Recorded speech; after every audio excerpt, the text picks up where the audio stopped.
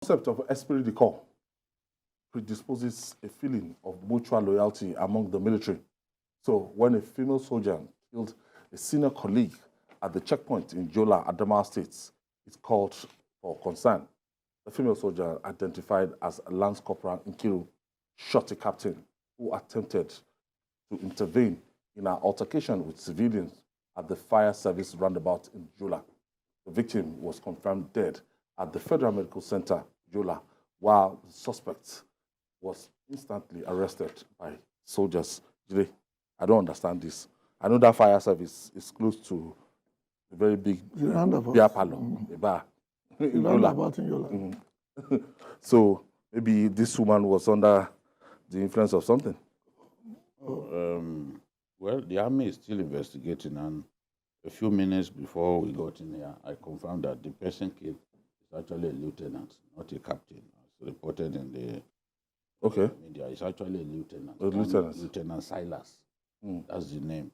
So his preliminary investigation shows that she didn't kill the soldier. You know, where you are carrying a gun with ammunition locked up in it, and you fail to close the chamber. Anything can happen. So this guy, to a lot of the soldiers in that place, he killed the Oga in error. But as I said, they are still investigating, so we'll leave the army to conclude their investigation. But the curfew that the governor imposed was initially 24 hours.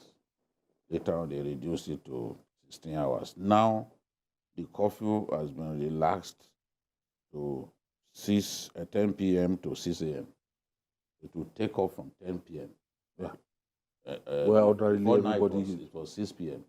So you know as they usually do. 6 hours. So relax it gradually. Ease it up gradually. So it's now 10 p.m. to 6 a.m. But people will be caught in traffic. Intercity commuters. Travelers, will be caught in traffic. Coming from neighboring.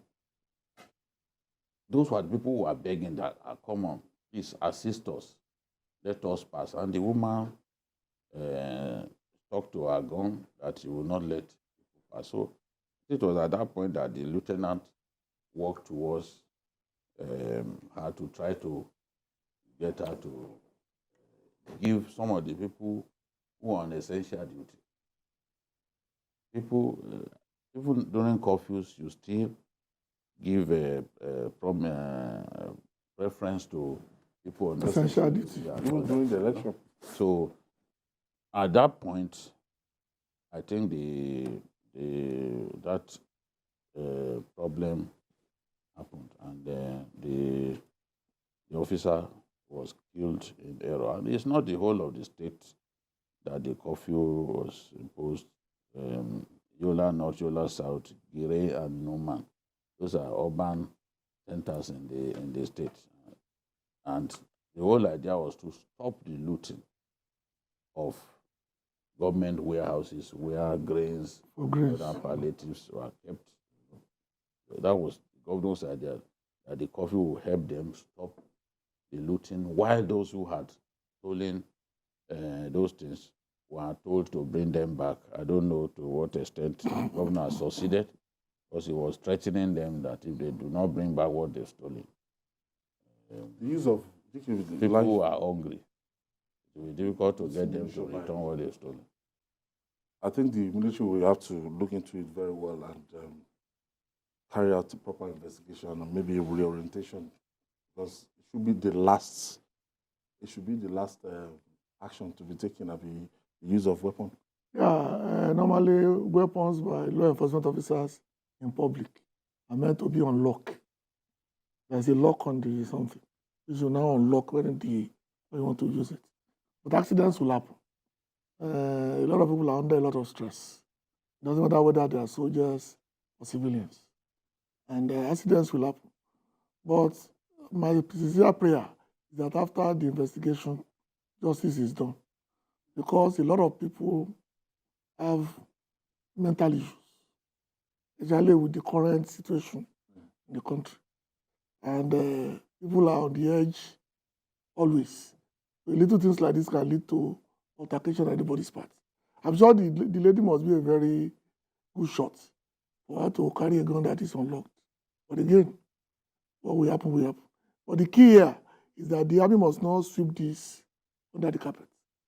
They must thoroughly investigate and then get back to us as an interested party what happened, because the next thing we know, the army will now say it's been resolved, and then maybe the girl will be dismissed or whatever they need to do to her. But we must understand that with the way things are in this country right now, everybody must be extra vigilant and extra careful, because a lot of people are on the edge. Yeah, and you know, these things keep happening. Sometimes when soldiers have been at the same location for too long, frustration gets the better of them, and we hear of this kind of accidents or even deliberate action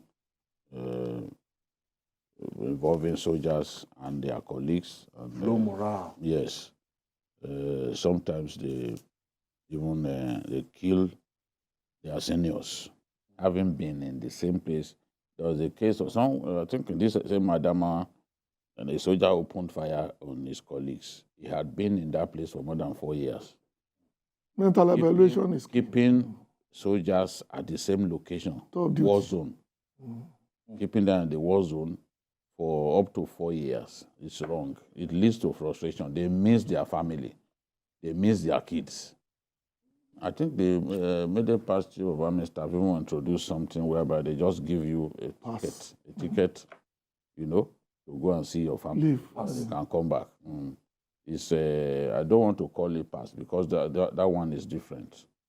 Because the army will bankroll it. The army will give you a flight ticket to and fro for you to go and see them. It's like a morale booster, just to boost their morale. You know, go and see your family at the army's expense. You see them, you come back. That helps.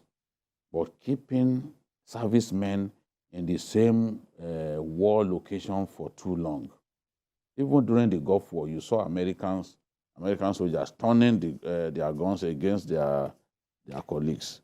So that has to look at how they can end that. In the month of March alone, this last March, 2 incidents happened. On March 6, a Lance Corporal committed suicide after killing 3 colleagues. Then on March 13, a soldier opened fire on his colleagues and killed him. He opened fire on his colleague and killed him in Goza. That's in Borno State. So these things happen. Mental evaluation is key when it comes to mental health of the troops. Rampant. Mental health of the troops. You remember the story, which I cannot verify whether it's true or not, of the American sniper that was training for Iraq. When they were now withdrawing, he has not sniped on anybody. There's a word like that. So he now went on top of the roof and started picking innocent people.